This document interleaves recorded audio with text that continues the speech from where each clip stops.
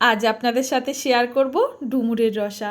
মা ছোটোবেলায় নানা রকমভাবে এই ডুমুর আমাদের খাওয়াতো, যেহেতু এর মধ্যে প্রচুর পরিমাণে আয়রন থাকে, রক্তের ঘাটতি কমায়। জানেন তো, বাচ্চারা কিন্তু একদম খেতে চায় না, তবে আমি যেটুকু পারি যখনই সামনে পাই এই ডুমুরের রসা, ডুমুরের তরকারি ওদেরকেও খাওয়ানোর চেষ্টা করি। তো নমস্কার বন্ধুরা, আমার নতুন একটা রেসিপিতে সবাইকে স্বাগত জানিয়ে শুরু করছি আমার আজকের রেসিপি আশা করছি আপনাদের ভালো লাগবে। ভালো লাগলে লাইক, শেয়ার, কমেন্ট করতে একদম ভুলবেন না।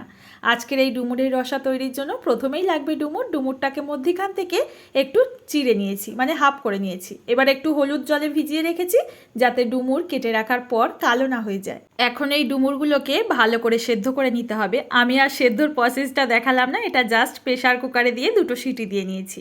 আর এদিকে এই ডুমুর রান্নার জন্য আমি কয়েকটা চিংড়ি মাছ নিয়েছি ধুয়ে পরিষ্কার করে, তারপর লবণ হলুদ দিয়ে ভালো করে মাখিয়ে রাখছি। এখানে কিন্তু আপনারা সম্পূর্ণ নিরামিষভাবে কিন্তু আজকে ডুমুরের রেসিপিটাও করতে পারেন, তাতেও খেতে ভীষণ ভালো লাগে।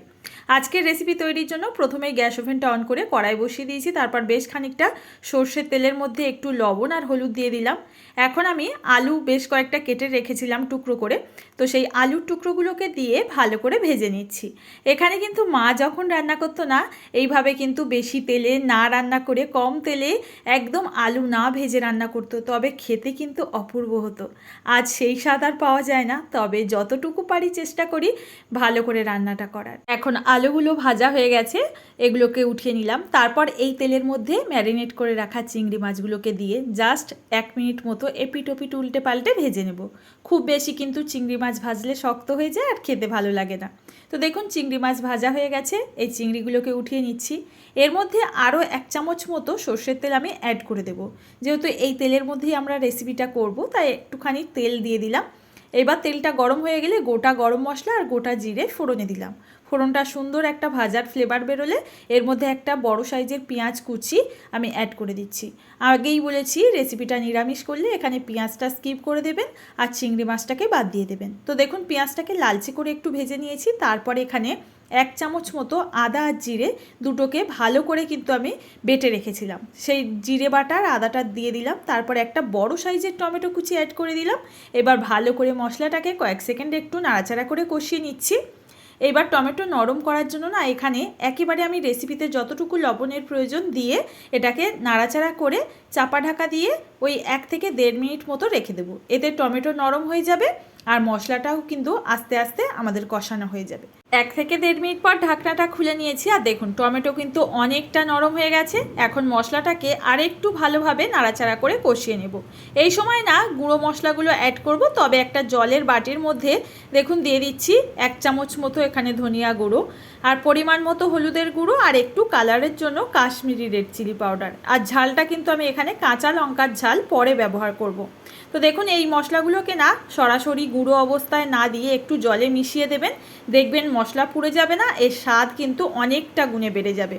তো দেখুন এই মশলাটার মিশ্রণ দিয়ে দেওয়ার পর আবারও ভালো করে কষিয়ে নিয়েছি। তারপর এখানে ডুমুরগুলো আমি বলেছিলাম সেদ্ধ করে নেব, তো দেখুন খুব ভালো করে কিন্তু আগের থেকে আমি সেদ্ধ করে জল দিয়ে ধুয়ে নামিয়ে রেখেছি। এখন এই মশলার মধ্যে সেদ্ধ করে রাখা ডুমুরগুলোকে দিয়ে দিলাম। ডুমুর দেওয়ার পর না আমি 2 থেকে 3 মিনিট সময় নিয়ে একটু ভালো করে কষিয়ে নেব মশলার মধ্যে, যাতে ডুমুরটা খেতে একটু ভালো হয়। বাচ্চারা না এমনিতেই খেতে চায় না ডুমুর বা কুলেখাড়া শাক, তো ওদেরকে কিন্তু একটু টেস্টি করে যদি রান্নাটা করে দেওয়া হয় ওরা অনায়াসে খেয়ে নেয়। আমার ছেলে মেয়ে কিন্তু রুটি পরোটার সঙ্গেও এই তরকারিটা ভীষণ ভালোবাসে খেতে। তো দেখুন আমি একটা মিক্সির জারে না এই সময় নিয়ে নিচ্ছি 2 টেবিল স্পুন মতো এখানে সাদা তিল আর 2টো ঝালের জন্য কাঁচা লঙ্কা। ঝালটা অবশ্যই স্বাদ মতো বাড়িয়ে কমিয়ে নিতে হবে। এবার আমি জল দিয়ে খুব ভালো করে একটা পেস্ট তৈরি করে নিলাম। এবার দেখুন এর মধ্যে দিয়ে দিলাম। মশলাটা দেওয়ার পর না খুব ভালো করে কিন্তু একটু টাইম নিয়ে কষিয়ে নিতে হবে। তারপর এখানে ভেজে রাখা যে আলু আর চিংড়ি মাছটা আছে এর মধ্যে অ্যাড করে দেবো। ডুমুরটাকে না একটু ভালো করে কিন্তু কষিয়ে নেবেন, তারপর ভেজে রাখা আলু আর চিংড়ি মাছটা অ্যাড করে দেব। তো দেখুন সমস্ত কিছু অ্যাড করে আবারও কিন্তু 1 থেকে 1.5 মিনিট সময় নিয়ে আমি ভালো করে নাড়াচাড়া করে কষিয়ে নিচ্ছি। আর দেখুন কষানোর পর কিন্তু মশলা থেকে তেলটা ছেড়ে এসছে। এই পর্যায়ে আমি পরিমাণ মতো জল অ্যাড করে দেব। তবে আজকের রেসিপিটা আমি একটু রসা মানে শুকনো শুকনো করতে চাইছি, যাতে রাতের রুটি বা পরোটার সঙ্গে খেতে পারি, তাই জলের পরিমাণটা একটু কমিয়ে দিয়েছি। আপনারা যদি চান এখানে জলের পরিমাণটা একটু বাড়িয়ে দিতে পারেন। ভাতের সঙ্গে খেতে কিন্তু এইভাবে দারুণ লাগে। তো দেখুন এখন ঢাকাটাকে বন্ধ করে না 5 মিনিটের জন্য এইভাবে রেখে দেবো। 5 মিনিট পর ঢাকনাটা খুলে নিলাম আর দেখুন ডুমুরের রসা কিন্তু একদম তৈরি হয়ে গেছে। এখন চেক করে নিতে হবে আলুগুলো পুরোপুরি সেদ্ধ হয়েছে কিনা। আর বলে রাখি ডুমুরটা রান্নার আগে না খুব ভালো করে সেদ্ধ করে নেবেন, তাহলে খেতে ভালো লাগবে। তো দেখুন আলু সেদ্ধ হয়ে গেছে। এই পর্যায়ে স্বাদ মতো একটু চিনি ব্যবহার করছি আর একটু গরম মশলা গুঁড়ো দিয়ে দিলাম। আপনারা যদি চান এখানে ঘি ব্যবহার করতে পারেন, তাতে খেতে ভীষণ ভালো হয়। তো দেখুন বন্ধুরা, এবার সমস্ত কিছু ভালো করে নাড়াচাড়া করে স্ট্যান্ডিং টাইমে 1 থেকে 1.5 মিনিট রেখে এটা নামিয়ে পরিবেশন করব। আপনাদের কাছে রেসিপি কেমন লাগলো জানাতে কিন্তু একদম ভুলবেন না।